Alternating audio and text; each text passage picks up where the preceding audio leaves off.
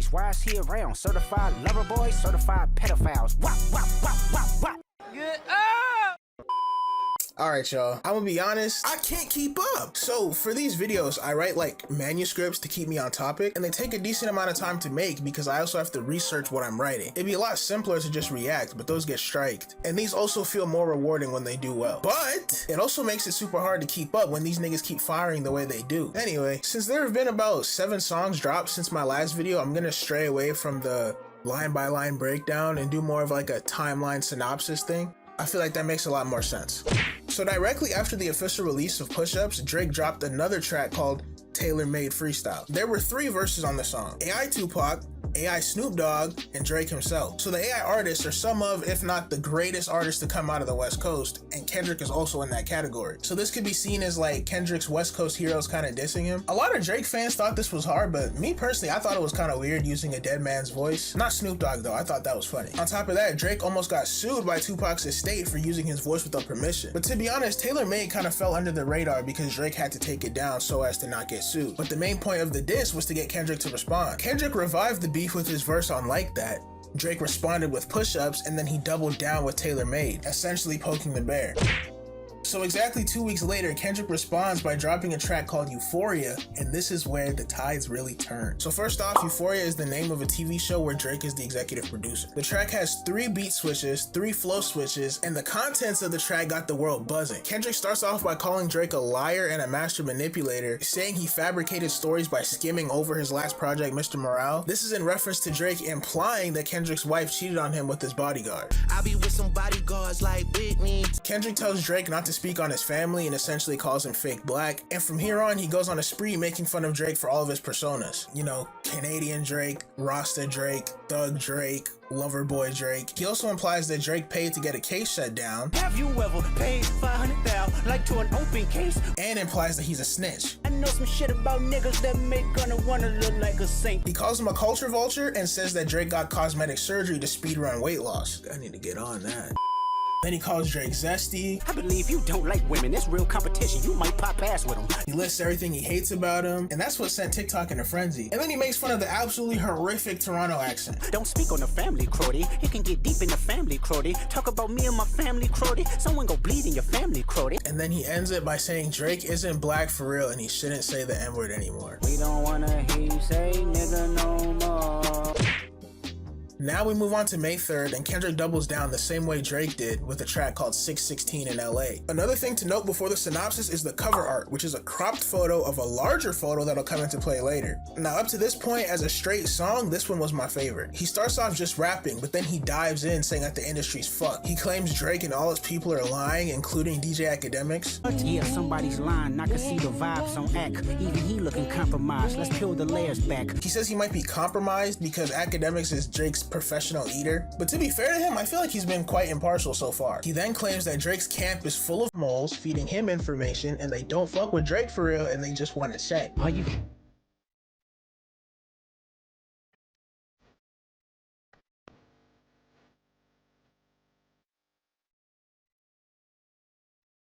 Now that's really the main message of this track along with the cover art.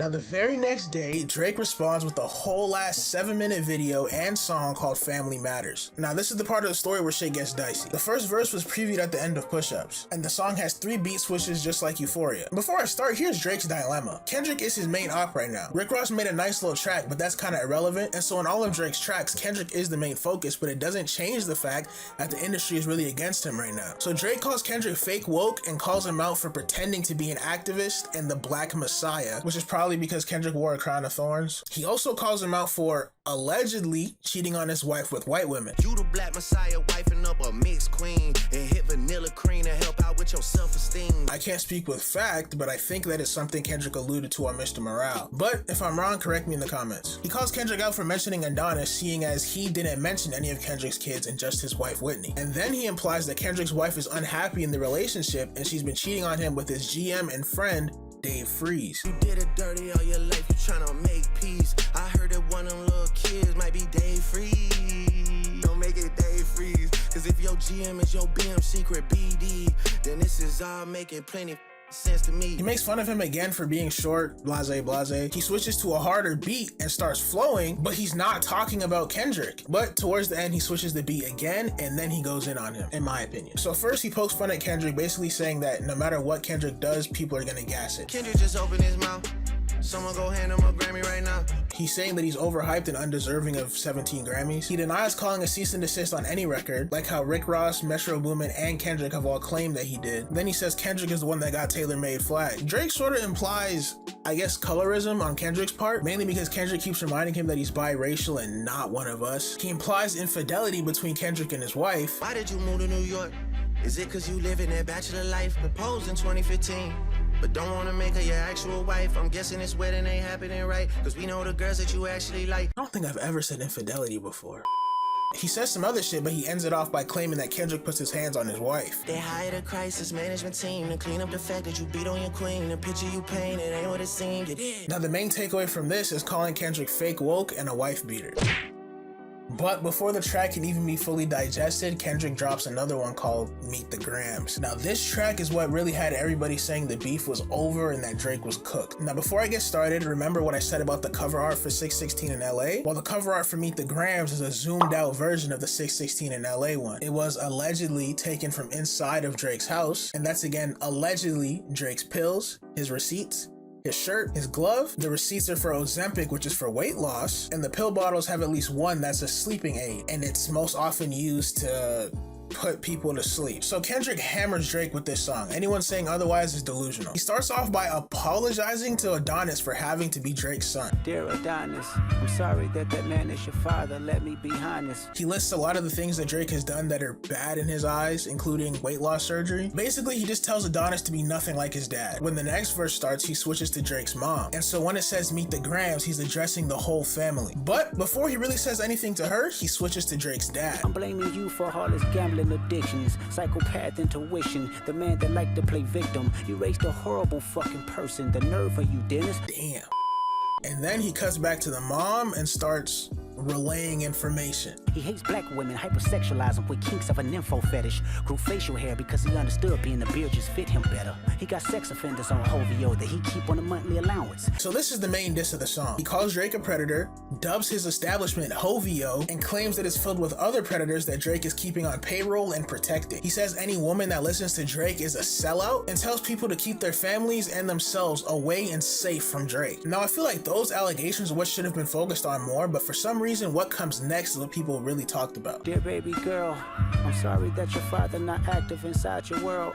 He don't commit to much but it's music, yeah, that's for sure. So he allegedly exposed Drake for having a secret 11-year-old daughter, one that he's either hiding from the internet or refuses to claim. Now I personally think that hiding a child isn't that big of a deal, because the internet isn't owed anything, you know what I mean? Like, he isn't obliged to tell us about his kids, but refusing to claim a child is another story. Either way, this had the world buzzing for a while, and I say a while, but all of this really happened in the span of one night. But because of the amount they're dropping, it feels like it's been forever. Now the final verse is different if you actually think about it. He starts off by saying he doesn't hate Drake at all, and this could have been a friendly diss battle until Drake brought family into it. And after that, he just starts telling Drake about himself, which is why it stings so bad. He says Drake grew up in a broken home, he's a gambling addict, a pill addict, has poor money management, and basically uses women as an escape. And I like to understand, cause your house was never a home. 37, but you showing up as a 7-year-old. You got gambling problems, drinking problems, pill popping and spending problems, bad with money, whorehouse, soliciting women problems. Then he kind of brings up Drake's identity crisis, and it's actually an existing problem within the biracial community. A lot of them struggle to find themselves, often being told you're not black enough, or you're not white enough, or you're not Hispanic enough, or you're not Asian enough, or whatever the case may be. And so Kendrick attacks that problem within Drake with all of his accents and personas and masks, and basically implies that beneath all of that, Drake is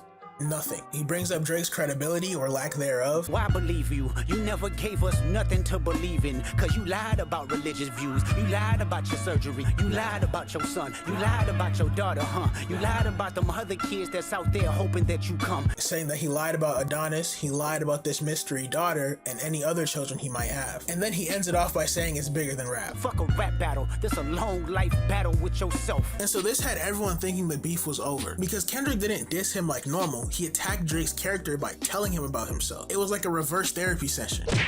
And as if that wasn't enough, Kendrick drops another song the next day called Not Like Us. And this was his attempt at putting the nail in the coffin. Now again, the cover art. It's a bird's eye view of Drake's house on like a Predator app to know the location of registered offenders. And there's 13 marks on the house. Like I actually counted one by one. And that's what this diss is. He made a song you can dance to, but the song is Kendrick straight up calling Drake and all his goons a bunch of predators and offenders. Why you trolling like a bitch? Ain't you tired? Trying to strike a chord and it's probably A minor. And so like y'all, I was prepared for this to be over. Like this is my longest manuscript yet, and I know this shit is gonna be hell to edit. But Drake said he got one more in him. On May 5th at night, Drake dropped his response called The Heart Part 6. Now here he drops a bomb. First, he denies all rat allegations, and then he drops the real bomb. He calls himself a war general and says that he knew Kendrick's angle, even though Kendrick claimed to have known Drake's angle. He says he and his camp knew that Kendrick was desperate for lines and they baited him. I am a war general, seasoned in preparation. You waited for this moment, overcome with the desperation. We plotted for a week and then we fed you the information. A daughter that's 11 years old, I bet he takes it. So if this is true, it now discredits the entire fake daughter allegations from Meet the Grams, which is for some reason the biggest gag that social media ran with, when it really should have been the other stuff. And so next, he brings up the picture that I've been dissecting so far. Even the picture you use, the jokes and the medication, the Maybach glove and the drug he uses for less inflation. Master manipulator, you bid on a speculation. Again, if true, this makes all the theories and things of the sort that sprouted from the picture null and void. And what was dope about the cover art was the fact that it came from a mole inside of Drake's house. And the thing is, I'm not sure there's a way to prove that this isn't true. Now Drake like triples down on the Whitney affair allegations, but with Dave free again instead of the bodyguard. He also states that Kendrick hasn't been around the kids in a while. He's basically saying that you say I don't know anything about being a father, but neither do you. And then goes into a diss, but apparently this diss fell flat. A quick note I had to make when editing is that I think I might have misinterpreted Drake's using of the Mother I Sober line. Originally, I thought that he misinterpreted what Kendrick was saying, but I think I may have misinterpreted what Drake was trying to get across. See, so I think it was a problem for Kendrick that no one would believe him when he said that nothing happened with his cousin. And so now Drake is intentionally weaponizing that against Kendrick by saying, oh, this did happen with you and your cousin. And so although I can't be sure about this interpretation of the line, if it is what he meant, then he deserves a lot more credit than I initially thought, even if it might be a little fucked up. So take everything I say from here on out with a grain of salt, but do try and enjoy the rest of the video. Mother, wait a second.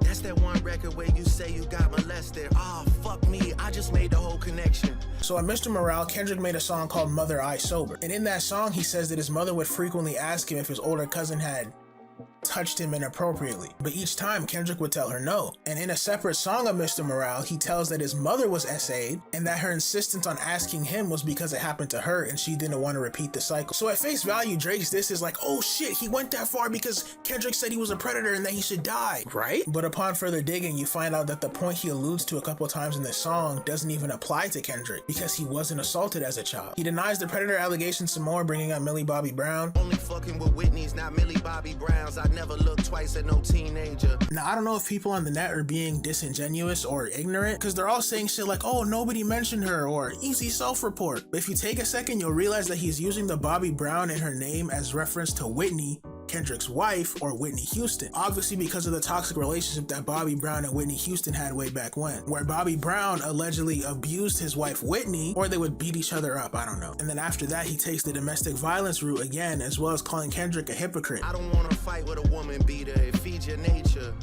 If you still bumping R. Kelly, you could thank the savior. Said if they deleted his music, then your music is going to a hypocrite. So basically in 2018, Spotify had removed R. Kelly and XXXTentacion's songs from their platform. And so Kendrick or his team rushed to their defense, threatening to remove Kendrick's discography from their platform if they went any further. And the reason why this can be seen as hypocritical is because, for one, R. Kelly is a convicted pedophile. And then he accuses Kendrick of clout chasing to get buzz for his album. I know it's a diss war and niggas is saying shit, but like, come on. And then Drake ends it with the shit he usually does where he talks at the end of the song because it sounds hard. Now here's my issue with all of this. So far this beef has been a lot of he said she said with no receipts on each side. But here's why I think Drake was never gonna win this specific beef. And this take has nothing to do with rap ability. At the end of the day, in the social media world that we live in, the way to win any beef is public perception. The people decide. And that's why as of right now, after Meet the Grams, it's gonna be really hard for Drake to get a leg up. They've both thrown out wild accusations with little backing, but for some reason, everyone believes one side and not the other. And this is all because of public perception. Kendrick has worked hard to build this image of himself as like a woke activist advocate for the people, whereas Drake went a different route. I had to talk about this the other day, but Drake is very much still on that fuck bitches get money vibe. Basically, people take Kendrick seriously and not Drake. And so in a scenario where there isn't proof on any side, everyone's gonna believe the person who they think is most credible, and that person is Kendrick. Public perception is everything right now, and Drake has made so many enemies and garnered so many haters over the years that right now it's really Drake versus Drake haters and Kendrick fans. That's what I think, but that doesn't matter. I'm just a nigga on the internet. Personally, I'm waiting for this to be over so I can get my timeline and For You page back. But tell me what y'all think in the comments. How do the rounds go? What's the score? Who's up? Who's down? Like I said, let me know in the comments, but other than that, all right, y'all.